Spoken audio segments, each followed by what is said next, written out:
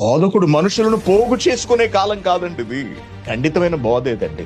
బుద్ధి చెప్పే బోధ ఏదండి? మనుషులను నిలబెట్టే బోధ ఏదండి? దేవునిలో నిలబెట్టే బోధ ఏది చెప్పండి? ఒక విశ్వాసికి సిగ్గు కలిగించే బోధ ఏది? రోషం పుట్టించే బోధ ఏది అసలు? మీరు చెప్పండి. ఏ సంఘంలోనూ చెప్పరు. ఎక్కడ చూసినా మనుషులను పొగడ్డాలు, మనుషులను పాలిష్ చేయడాలు, 10 మందిలో వాళ్ళని ఘనపరచడాలు, వాళ్ళకు పదవులు ఇవ్వడాలు, వాళ్ళని అందలాలు ఎక్కించి వాళ్ళని కాపాడుకోవడమే సరిపోతుంటుంది ప్రతి పాస్టర్కి కూడా. వాళ్ళ ఆత్మలను సంస్కరిద్దామనే జ్ఞానం ఎవరికి ఉంది అసలు చెప్పండి? వాళ్ళు ఇచ్చే కానుకలే ముఖ్యం. వాళ్ళ ఆత్మ రక్షింపబడవలసిన అవసరత, పరిపూర్ణతలకు వెళ్ళవలసిన అవసరత, తీసుకువెళ్ళవలసిన బాధ్యత వీళ్ళకున్నది అసలు ఇక. ఇందుకే క్రైస్తవ్యం మృతమైపోయిందండి. సంఘాలు జీవిస్తున్నాయన్న పేరు కలిగి ఉన్నాయంతే. ఎప్పుడో చచ్చిపోయాయి దేవుని దృష్టిలో. ఆగి చర్చికి వెళ్లి కూర్చునే వాళ్ళని, చర్చిలో తూలిపోయేవాడు, చర్చిలో పడిపోయేవాడు. పాస్టర్ తోలు తీసేయుద్దా మాటలతో? అసలు పాస్టర్ మాట్లాడితే కడుపులో పేగులు బయటకు వచ్చేయాలంతే. సిగ్గుతో చచ్చిపోవాలి అవతల విశ్వాసి. అలా బుద్ధి చెప్పాలి పాస్టర్ అనేవాడు. కానీ ఎవ్వరు చెప్పరండి. చెబితే వాడు సంఘానికి రావడం మానేసేస్తారు. అంటే వాడు తాగుబోతుగా బతికినా పర్వాలేదన్నమాట నీకు. నువ్వు మాత్రం దేవుడు చెప్పమన్న మాటలు మాత్రం చెప్పవన్నమాట. వాడు నొచ్చుకుంటాడని, వాడు సంఘానికి రావడం మానేస్తాడని, వాడిచ్చే కానుక పోతుందని, వాడిచ్చే దశంభాగం పోతుందని. లేదు, మారాలి సమాజం.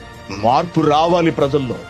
రావాలి అంటే బోధకుడు చెప్పాలి, గట్టిగా ఖండించి చెప్పాలి, తప్పును చూపించాలి, ఎక్కడ తప్పు జరుగుతుందో వివరించాలి, ఆ తప్పును విడిచిపెట్టించే విశ్వాసులు విడిచిపెట్టే మాటలు చెప్పాలి.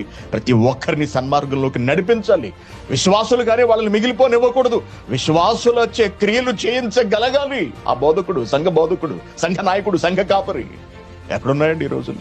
మోసపు బోధలు, మాయ బోధలు, ప్రజలను, విశ్వాసాలను పాలిష్ చేసే బోధలు. అందుకే సమాజం, క్రైస్తవ సమాజం సంపూర్ణత్వంలోకి వెళ్ళలేకపోతుంది. కేవలం విశ్వాసం దగ్గర నిలిచిపోయింది. క్రియలు లోపించాయి.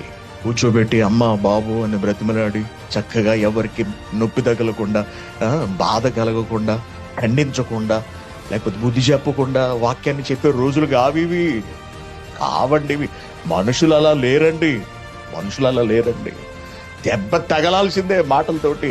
మాట చెబితే అది పొడుచుకోవలసిందే, దిగవలసిందే గుండెల్లోకి. వాక్యం అనే ఖడ్గాన్ని దింపవలసిందే, దింపి లోపల కుళ్ళంతటిని లాగవలసిందే. లేకపోతే వినే రకాలు కాదండి వీళ్ళు. బోధకుడు మనుషులను పోగు చేసుకునే కాలం కాదండి ఇది. తీయటి మాటలతో ప్రజలను ఆక్కునే రోజులు కావివి. అటువంటి క్రైస్తవ్యం కాదు ఇప్పుడున్నది. నో, అటువంటి విశ్వాసులు కాదు వీళ్ళు. ముద్దుబారిపోయారు, కఠినులు అయిపోయారు, వాక్యమునకు చెవి ఇవ్వలేని వాళ్ళు అయిపోయారు, లోకంలో కూరుకుపోయారు విశ్వాసులందరూ కూడా. అటువంటి వాళ్ళని బయటకు లాగాలి అంటే పౌలు గారు చెప్పిన పద్ధతిని ఖచ్చితంగా వినియోగించి తీరాల్సిందే. యేసుక్రీస్తు గారు అనుసరించిన పద్ధతిని అనుసరించవలసిందే. ఏమిటది? ఖండించు, గద్దించు, బుద్ధి చెప్పు అనే పద్ధతిలో వెళ్లాల్సిందే. అప్పుడే విశ్వాసం నిలబడతాడు బలంగా దేవునిలో. మార్చాలి ఈ సమాజాన్ని. తెలుసుకోండి, ఎవరు మారుస్తారు? మనమే మార్చగలగాలి.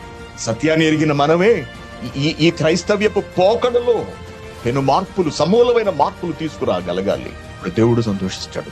మనుషుల మెప్పు ఎవరికి కావాలండి?